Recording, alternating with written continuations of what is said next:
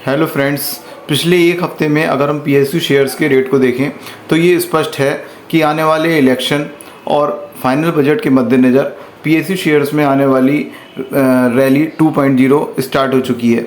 इस रैली का फ़ायदा वो सभी शेयर्स तो उठाएंगे ही जो फंडामेंटली स्ट्रॉन्ग हैं व अंडर वैल्यूड हैं। साथ में इस रैली में वो भी बेनिफिशरी रहेंगे जो शेयर पीएसयू सेक्टर के ओवर वैल्यूड है। हम आज ऐसे 5 पीएसयू शेयर्स को डिस्कस करेंगे जो फंडामेंटली स्ट्रॉन्ग हैं और जिन्हें आप इलेक्शन के बाद भी होल्ड करके मल्टी बैगन रिटर्न कमा सकते हैं।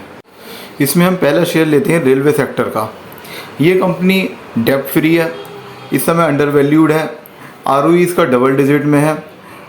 शेयर का नाम है इरकॉन इंटरनेशनल। इस समय ये शेयर 230 से 235 के बीच में चल रहा है और करंट में इसका पी रेशियो करीब 23 है। आने वाले 2 से 3 महीनों में ये शेयर आसानी से 30 के पी पर दौड़ सकता है। 30 के पी पर जाने पर अगर हम 30 को इसके ईपीएस जो कि 10 है उससे मल्टीप्लाई करें तो इसका पहला टारगेट 300 रुपये निकल कर आता है। ये भी संभव है कि ये यहाँ से 40 के पी पर दौड़े।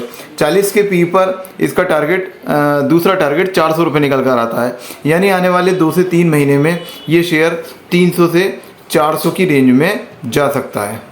अब हम दूसरा शेयर लेते हैं रिन्यूएबल एनर्जी सेक्टर का। ये शेयर भी डबल डिजिट आरओई वाला है।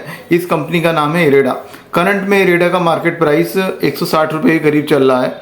अगर हम एनबीएफसी को देखें तो इंडिया में कोई भी एनबीएफसी 40 से ऊपर की पी पर नहीं दौड़ रही है, यानी इसका पी रेशियो 40 तक आसानी से जा सकता है। 40 को हम इसके ईपीएस जो कि 5 है उससे मल्टीप्लाई करें तो इसका टारगेट अगले 2 से 3 महीने में 200 रुपये के करीब निकल कर आता है। अब जहाँ तक है तीसरी कंपनी के बारे में बात है तो हमारी तीसरी कंपनी भी डेब्ट फ्री है, अंडर वैल्यूड है, आरओई डबल डिजिट में है, नाम है शिपिंग कॉरपोरेशन ऑफ इंडिया। ये इस कंपनी का शेयर इस समय करीबन 230 से 235 के बीच में चल रहा है और इसका पी रेशियो 13 है। इसी सेक्टर की दूसरी कंपनी मझगांव डॉक इस समय 25 के पी पर रन कर रही है, यानी इस कंपनी का शेयर आसानी से इजीली 20 के पी पर रन कर सकता है। 20 को अगर हम इसके ईपीएस जो कि 16 है उससे मल्टीप्लाई करें तो इसका पहला टारगेट 320 और अगर ये 30 के पी पर पहुंचा तो इसका दूसरा टारगेट 480 निकल कर आता है। यानी आने वाले 2 से 3 महीनों में ये शेयर 450 का टारगेट इजीली दिखा सकता है।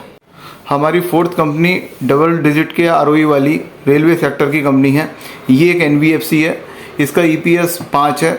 इस कंपनी का नाम है IRFC Indian railway finance corporation. जैसे कि कोई भी एनबीएफसी इंडिया में 40 से ऊपर के पी पर रन नहीं कर रही है तो 40 के पी पर इसका अगले 2 से 3 महीने का टारगेट 200 रुपये के करीब निकल कर आता है। यानी ये शेयर यहाँ से 200 रुपये के करीब तक इलेक्शन एंड तक जा सकता है। हमारी पांचवी कंपनी पावर सेक्टर की डबल डिजिट आरओई वाली कंपनी है जिसका ईपीएस 5 है। इस कंपनी का नाम है एनएचपीसी।